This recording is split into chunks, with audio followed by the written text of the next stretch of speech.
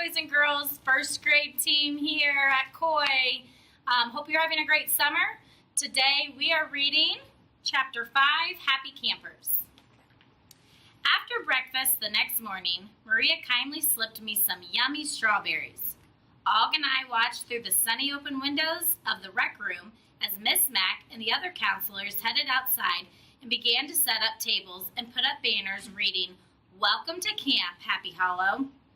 Believe me, they were busy, busy, busy. "The fun's beginning soon," I said to Og, although what I was watching looked more like work than play.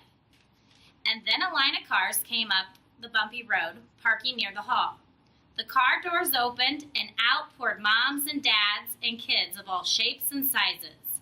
Suitcases, boxes, backpacks, and duffel bags came out of the car trunks and started piling up near the tables. "Og, look at all the people! Moms and dads and whole families coming to camp," I told my neighbor. Og leaped up. "Boing, boing, boing," he twanged. Then it came. I should have expected it, knowing Mrs. Wright was around. But the piercing blast from a whistle that was very painful to the small, sensitive ears of a hamster surprised me so much I squeaked, "Eek!" rather loudly. Not that anyone could hear me, since Mrs. Wright blew the whistle again. "Line up at the tables and get your packets," Mrs. Wright ordered the families. "Line up, please." I crossed my paws and hoped the families would line up before she could blow her whistle again. She did it anyway. "In an orderly fashion, please," she insisted. Once the families were in line, I noticed something. While many of the faces were new to me, I recognized some of the people in line. "Look, Og, there's Repeat It, Please, Richie," I squeaked from room 26. Og splashed wildly. Boing, boing, boing, boing. I climbed up higher in my cage to see what Og was so excited about. "It's Stop Giggling Gal," I squeaked. There was a flash of blue next to her, and her brother Simon. Simon was always on the move. "Boing, boing," Og said before diving to the bottom of his tank. As I peered out of the water at the growing crowd of kids and parents, I saw another familiar face. It was Saya. She and her father looked a little bit lost amongst the bustle of excited families. "Hi, Saya. It's me, Humphrey," I squeaked at the top of my lungs. Unfortunately, my small voice didn't carry above the hubbub of the crowd. Luckily, her friend, Golden Miranda, appeared behind her. The girls hugged, and Saya's dad took hands with Miranda's dad.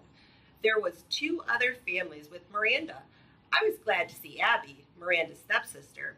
She didn't go to Longfellow School, but I'd met her at Miranda's house.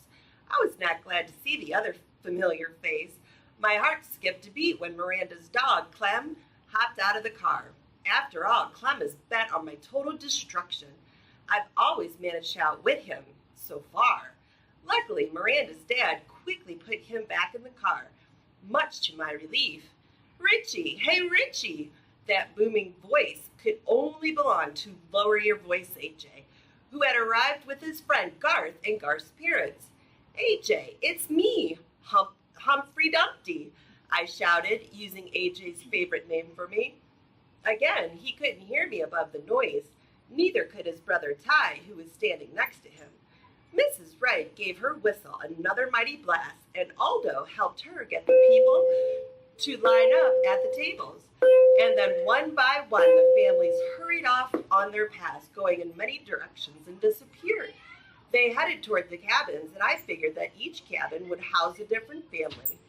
I figured wrong because, to my amazement, after a while, the parents all returned to their cars and drove away, leaving their children behind at Camp Happy Hollow. Og, they can't leave their children here all alone, I told my neighbor. Boing, boing, Og twanged in agreement, but they had. I thought for a while and realized they actually weren't all alone. Aldo and Miss Mack were at camp, and Mrs. Wright and the other counselors. They could help the kids. And so could I. Maybe, just maybe, a camp needed a pet hamster as much as a classroom did. It was so peaceful and quiet after the ruckus at the tables that I had a nice little nap. but I was rudely awakened by a ding-donging of the loudest bell I have ever heard. It was even louder than Mrs. Wright's whistle. Og must have heard it, even if I can't see his ears, because he leapt up so high, he almost hit the top of that covered his tank. Suddenly, the paths were filled with kids wearing shorts and t-shirts, all heading straight for Happy Hollow Hall. Some were laughing and joking, and some looked as if they had been crying. My friend Gail definitely wasn't giggling anymore. There were yummy smells coming from Maria's kitchen, so I didn't think anyone would be crying for long. Once they were in the hall, I couldn't see the campers, but I certainly could hear them. My friends in room 26 got pretty noisy sometimes, but there were many more kids at camp, and they were all talking at once. Goodness, Og, I squeaked over the racket. If Mrs. Brisbane were here, she'd quiet them down. Og splashed around agreeably until there was a loud, shrill blast. Things settled down then, for once. I was almost glad Mrs. Wright was there with her whistle. I couldn't make out everything that was being said, but I heard Hap Holloway welcoming the campers. Then Miss Mack taught the kids a song about chewing. I'm not kidding. Some hamsters are excellent chewers. I enjoyed the words a lot. Chew, chew, chew your food gently through the meal. The more you chew, the less you eat, the better you will feel. Then the hall got noisy again. Mrs. Coy, to your classroom, please. Mrs. Coy, to your classroom. Then the hall got noisy again with talking and clinking and clanking of forks and spoons. I was getting unsqueakably nervous about what was happening in the hall, but I didn't think it was a good idea to slip out of my cage while it was still light outside. After a while, the whistle blew and things quieted down again. Hap Holloway said something about campfire and games. And then he said, "You'll be getting to know your new friends over the next few days, but I want you to meet 2 more Happy Hollow campers." Just as I was wondering who they might be, Aldo came into our room and picked up Og's tank, while Miss Mack picked up my cage, and things were really buzzing when we came into the room. "Humphrey Dumpty," AJ shouted, and some of my friends cheered. "Og the Frog," Garth shouted, and other friends cheered. Mrs. Wright had to blast her whistle several more times until things got quiet again. I looked around and oh my, the tables were filled with enthusiastic boys and girls, even the ones like Gail, who'd looked weepy before had perked up quite a bit. Hap Holloway introduced us and explained that we'd be staying in different cabins every night, and that the cabin would have a chance to earn us for the night by keeping their cabins neat and obeying the rules. The kids clapped and stomped their feet as I did.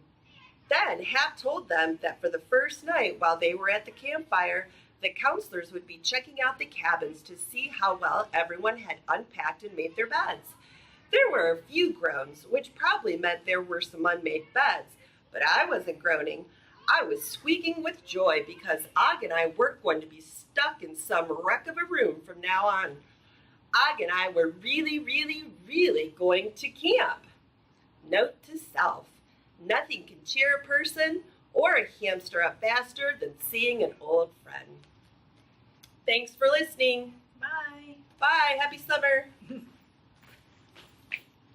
Okay. Thank you, girls.